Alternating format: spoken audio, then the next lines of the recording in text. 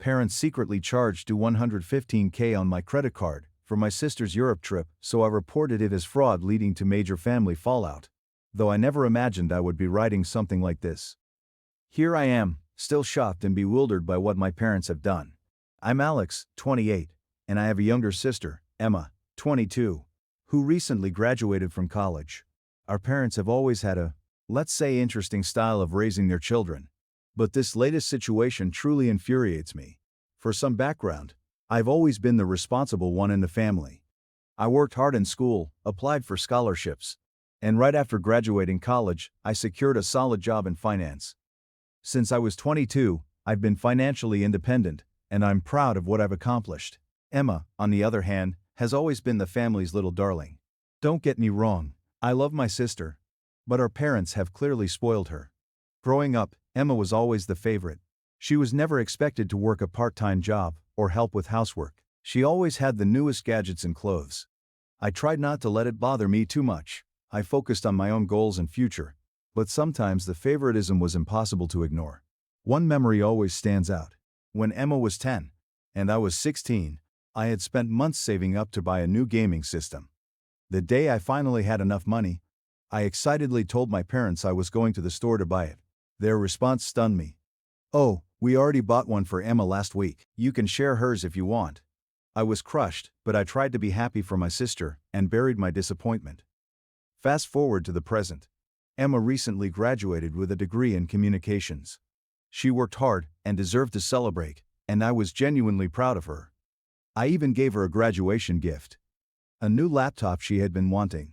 Last week my mother called me bubbling with excitement. She told me about Emma's dream graduation gift, a month-long trip across Europe. I thought it was incredibly generous of them, and I was happy for Emma. Then my mother casually added something that left me speechless. "We used your credit card to book it all." She said it as if it were the most normal thing in the world. "We needed the points from your card to upgrade some flights and hotels, but of course we'll pay you back." For a moment, I couldn't even speak. What I had just heard felt unreal.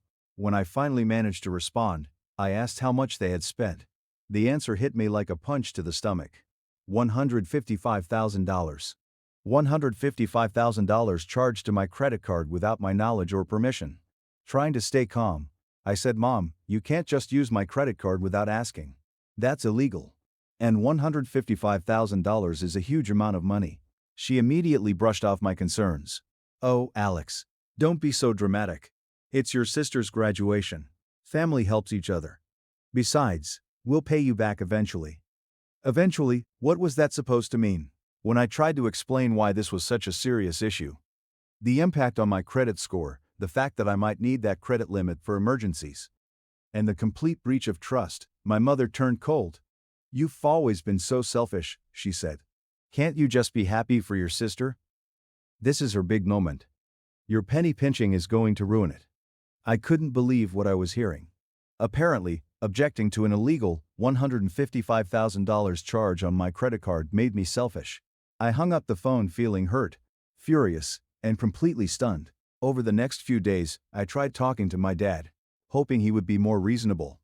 Instead, he backed up everything my mother had said. According to him, I was overreacting and should be more supportive of my sister. Emma seemed completely unaware of the situation. She excitedly talked about the trip and thanked me for helping make her graduation special. When I tried to explain what had actually happened, she looked at me like I was crazy. Was I really the unreasonable one? Eventually, I decided to call the credit card company to dispute the charges. But to my shock, they told me my parents had booked everything online, using my card details. Informations I had given them for emergencies. Because of that, it technically didn't qualify as fraud. Now I'm stuck with a $155,000 balance, a maxed-out credit card, and a family that thinks I'm selfish for not wanting to pay for my sister's luxury vacation.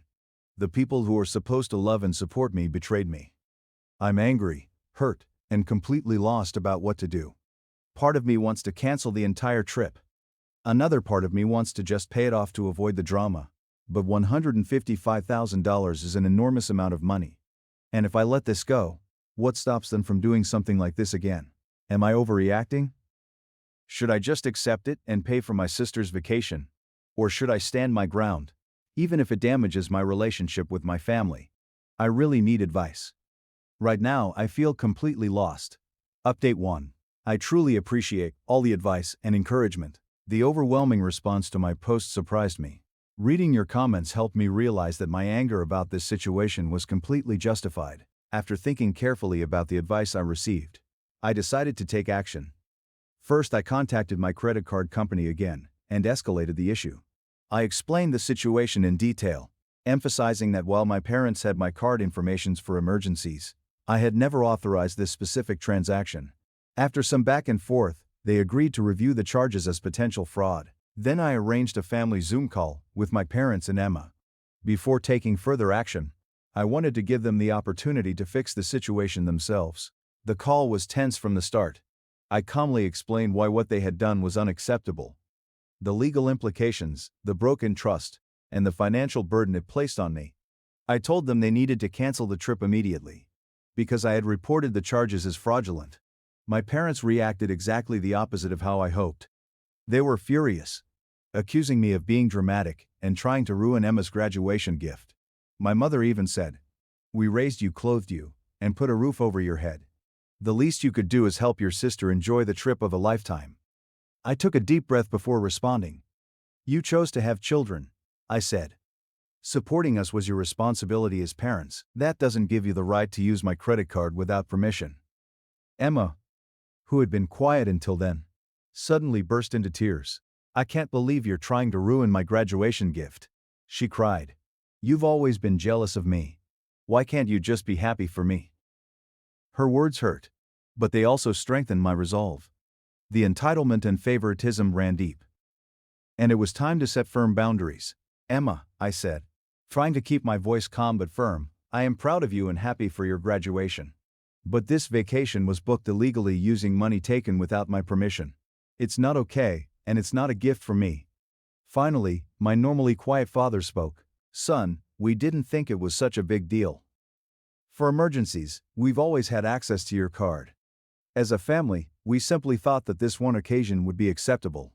What I was hearing was unbelievable. "Dad, this wasn't an emergency, and $155,000 is not a small amount of money. You can't just decide to spend my money without even asking me." Emma was crying. My parents were furious, and I felt exhausted, but also determined. When the call ended, they still insisted that I was overreacting and claimed they would reimburse me soon. Yet they refused to cancel the trip. After the call, I moved forward with other steps. I explained the situation to a lawyer friend of mine. He warned me that if I chose to pursue legal action, what my parents had done was in fact illegal and there were legitimate grounds for a case. I also went to the police station and reported the unauthorized use of my credit card.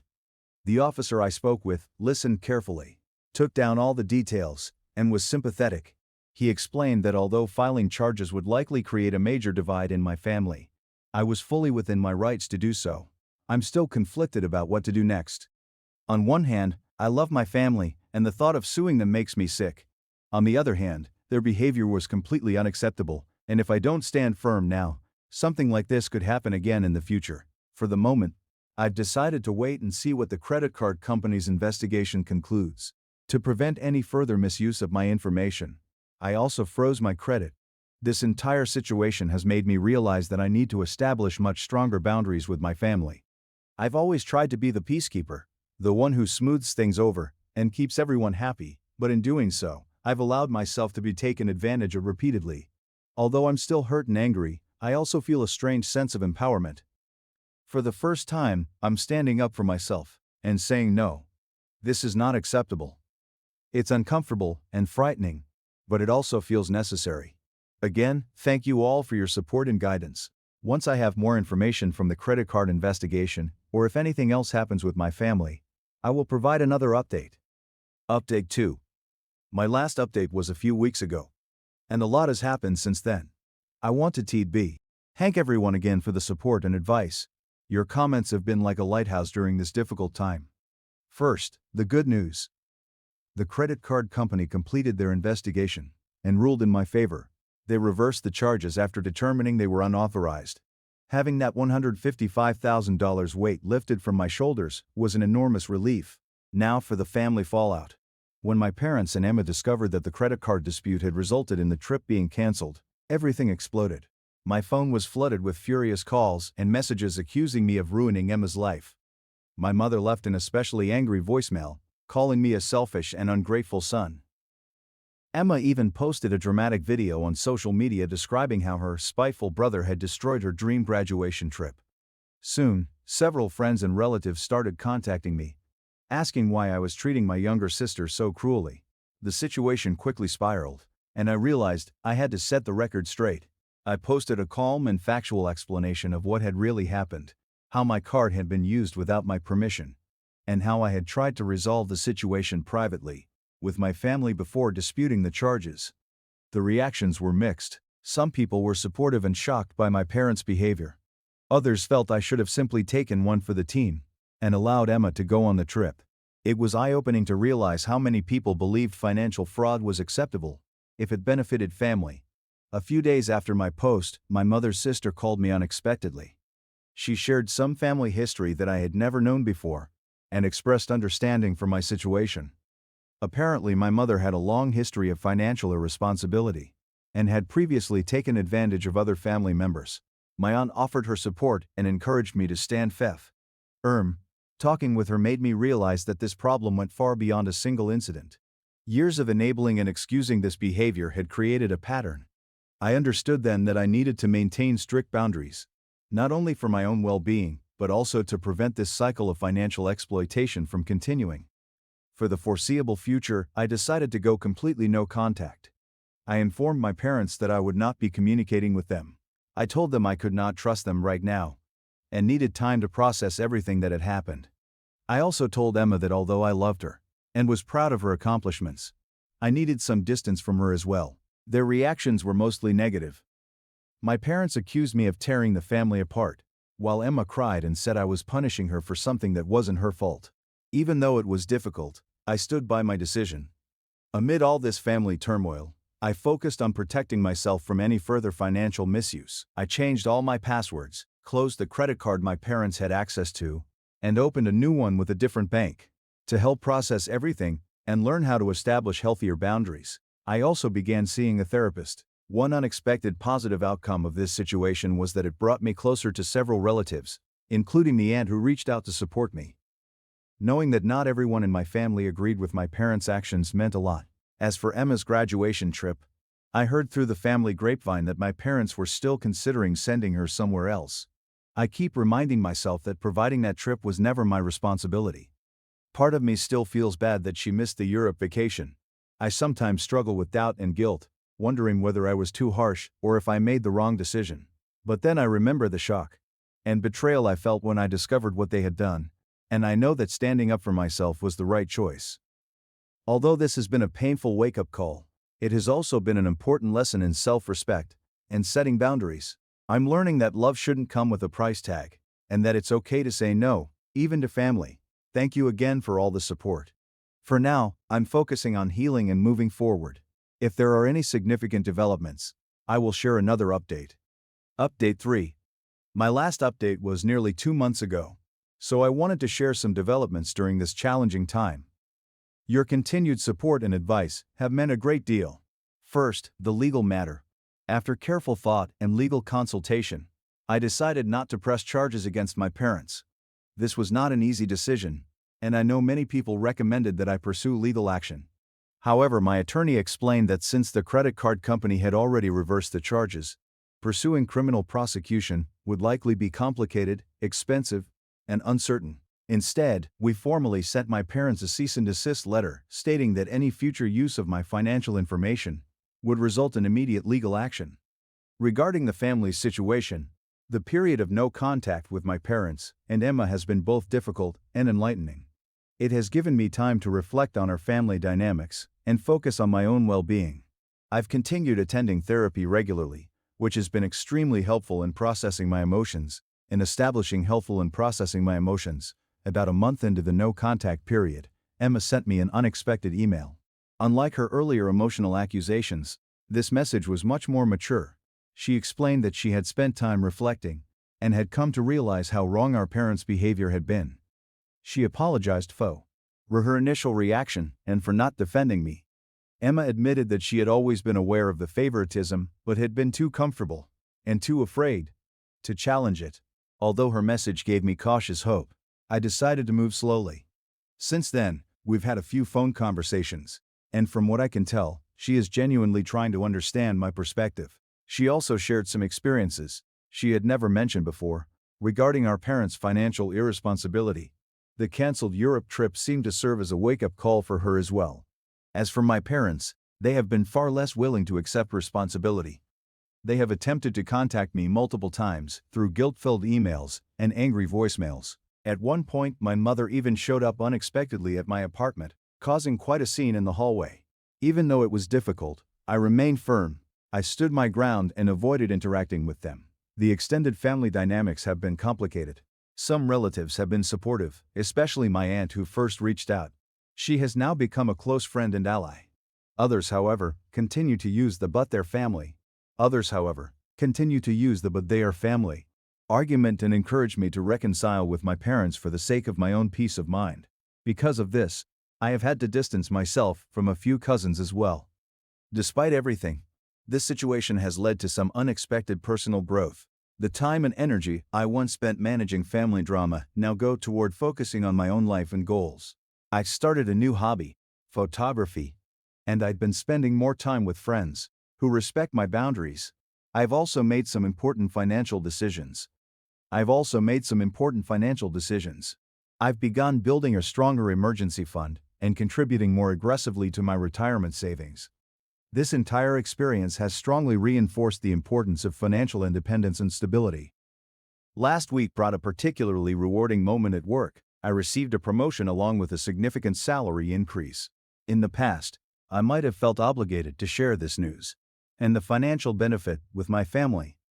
This time, however, I celebrated privately, with a small group of close friends, proud of my achievement and free from any sense of guilt or obligation. Regarding Emma's graduation trip, my aunt told me that our parents eventually sent her on a 2-week tour of California instead. Apparently, Emma enjoyed it. Looking ahead, I feel cautiously hopeful, but still careful. I've decided to maintain no contact with my parents for at least another 3 months. I need more time to heal and to determine whether they are capable of respecting my boundaries. With Emma, I'm slowly rebuilding our relationship, but I'm moving carefully and maintaining clear limits. This experience has deeply changed my understanding of what family truly means. Standing up for myself and setting boundaries has taught me that family is defined not only by blood, but by love, respect, and support. The friends and relatives who supported me through this situation showed me what real family looks like. I've also gained valuable insight about financial independence. Although I have always been careful with money, this situation has made me even more vigilant about monitoring my accounts. I've added additional security measures and have become far more protective of my financial information. Even with relatives, there have been moments of sadness and uncertainty. Missing certain family gatherings because of the no-contact decision has been difficult, and Mother's Day was especially hard. Still, I remind myself that this distance is necessary for my mental health and personal growth. One unexpected result is that I have been able to help friends who are dealing with family-related financial problems. Several people have reached out to me for advice about setting boundaries and managing financially irresponsible relatives. Being able to help others in similar situations has been incredibly meaningful. As for my parents' financial situation, my aunt has told me that they are struggling. Apparently, they had been relying on my credit for purposes beyond Emma's trip. Now that this option is gone, it has created tension between them, with my father blaming my mother for pushing too far with the credit card situation. Part of me feels bad knowing they are having financial difficulties, but I remind myself that their poor financial decisions are not my responsibility to fix. Emma has shared some observations about how our parents responded to everything.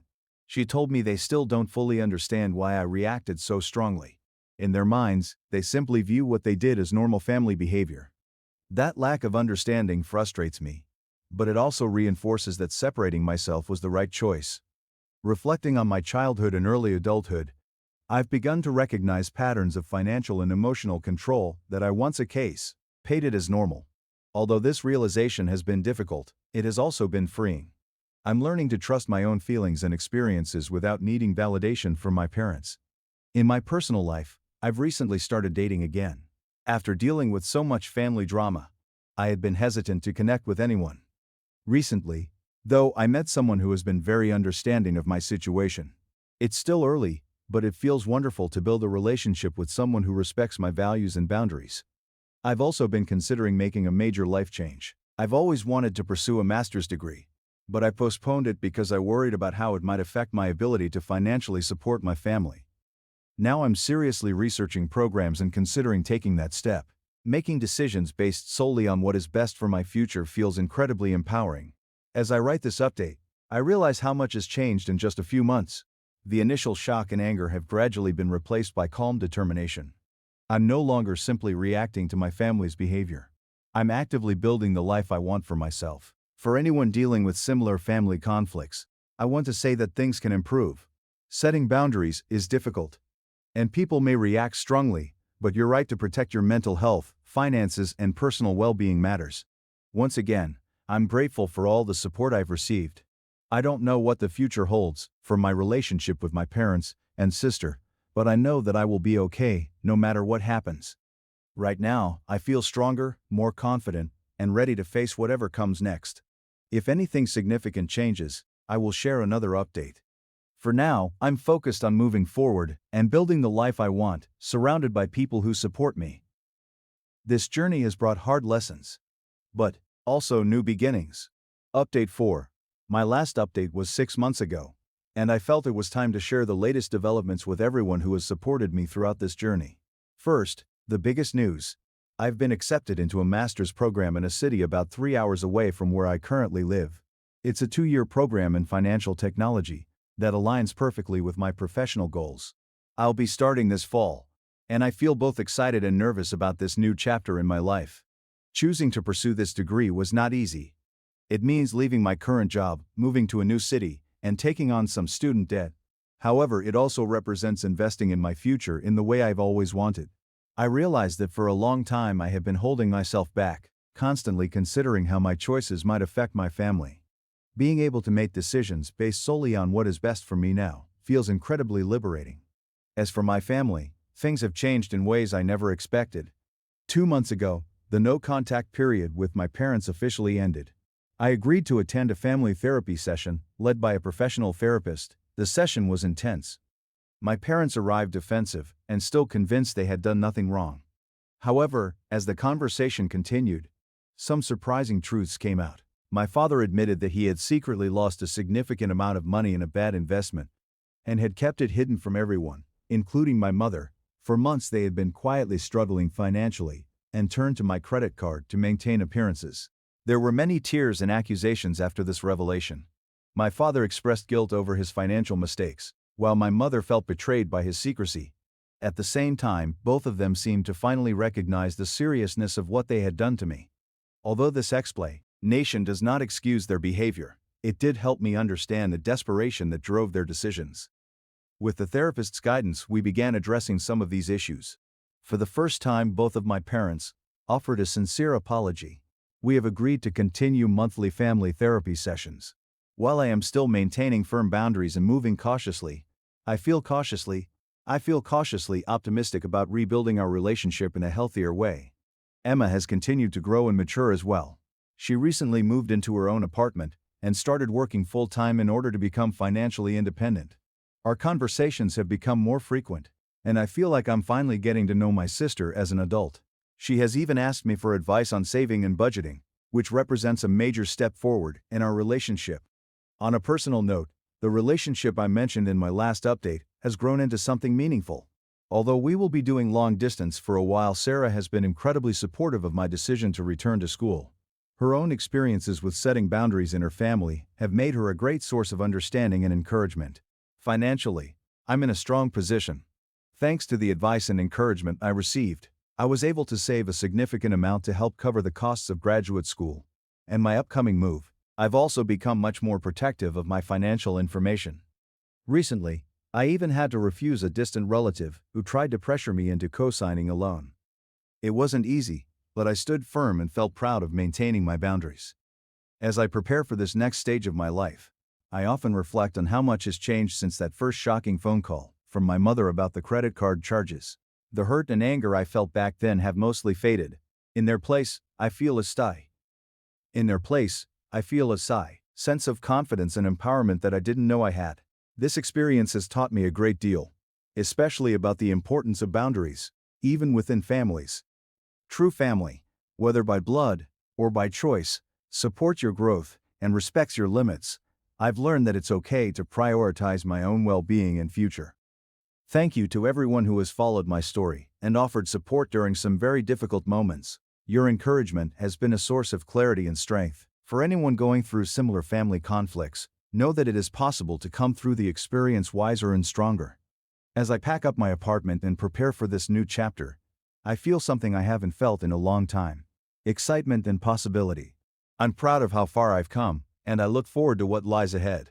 I'll likely be busy with the move and starting school, so I may not update again for quite some time, but I will always be grateful for the support I found here.